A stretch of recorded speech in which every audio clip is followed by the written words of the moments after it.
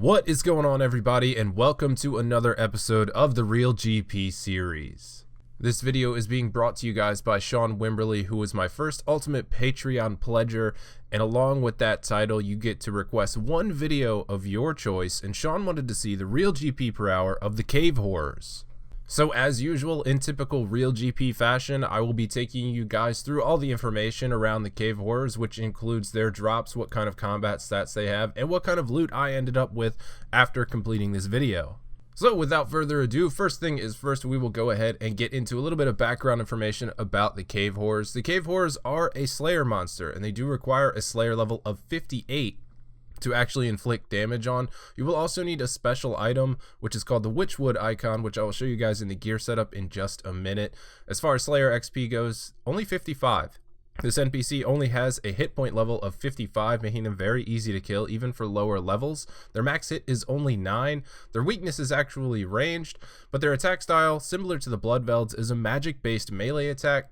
So your best defensive armor here is obviously going to be some sort of ranging equipment such as Dragonhide or Carols. As far as their combat stats go, an attack level of 80, strength level of 77, defense level of 62, magic level of 80, and a range level of 1. They have 0 defensive stats, so really it doesn't matter what you use against them, it's all going to be pretty effective. Moving right along, we can go ahead and get into the Cave Horrors drops. Now, the Cave Horrors drop table isn't that impressive, save for one particular item, which is the Black Mask. It is dropped at a rate of 1 in 512, and this is that item for Slayer, where it will give you a plus 15% boost in accuracy and strength to the melee skill. And it will also encompass all 3 combat styles if you get it imbued for 1,250,000 points at Nightmare Zone. As far as seeds, they do drop a plethora of seeds. Nothing too impressive that you might want to pick up unless you have a seed box. They do drop Snapdragon seeds at a rate of 1 in 106 and Torstal seeds at a rate of 1 in 626. The Cave Horrors do also drop grimy herbs, so if you want to bring along an herb sack as I did, you are more than welcome. It will add up over time in the long run if you stay here for a good period of time. As far as runes, the only rune they drop are nature runes, and this is in a quantity of 3 to 6, but they are pretty common, so you might want to pick those up. And as for the other drops, they do drop teak logs, which are noted at a amount of 4. And these are pretty common, so you can pick those up for a little bit of extra cash there. They also drop 2 to 4 mahogany logs, which are very common. It's kind of upsetting that they are not noted.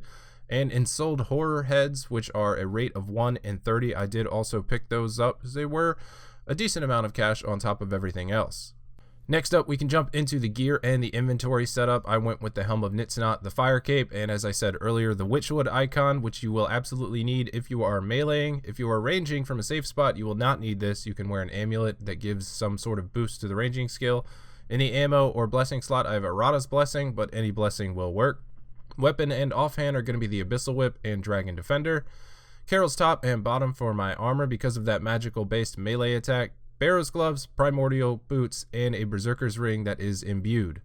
In the inventory, I have 1 super combat potion, a Ceradoman Godsword for the special attack to give me some HP and prayer back, 6 sharks, a master scroll book, which my teleport is set to default as the mostly harmless teleport because that is where you need to go to find the Cave Horrors, an herb sack to pick up some herbs, and a construction cape to teleport back to my house when my trip is over. If you don't have the construction cape, you will want to replace that with house teleport tablets.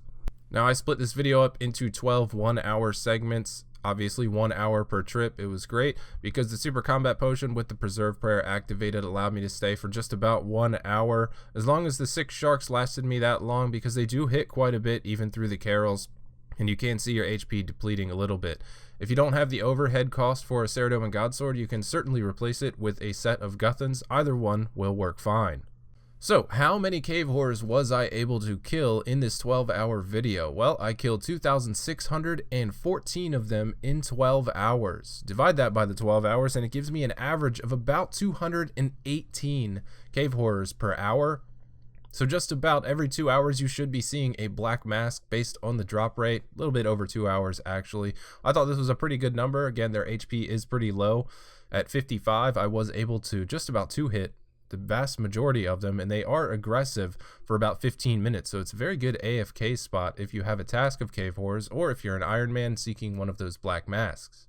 Alright, so now we can go ahead and get into the loot, and I want to go through 3 different iterations of the loot here, mainly because these can be really hit or miss. I'm going to go through loot with no masks, loot with the masks that I got, and loot with how many masks you should have gotten if you did as many kills as I did.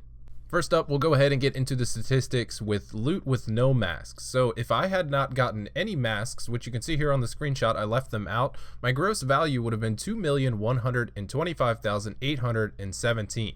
And for spending 12 hours somewhere, that is absolutely horrendous. As far as the supplies go, I spent 365,736 GP on super combat potions, sharks, the repair costs for my carols, and the mostly harmless teleports, which gives me a profit of 1,760,081 GP. Now, as far as my profit per kill would have went if I got no masks, 673 GP per kill. That is it. Not even 1,000 GP per kill.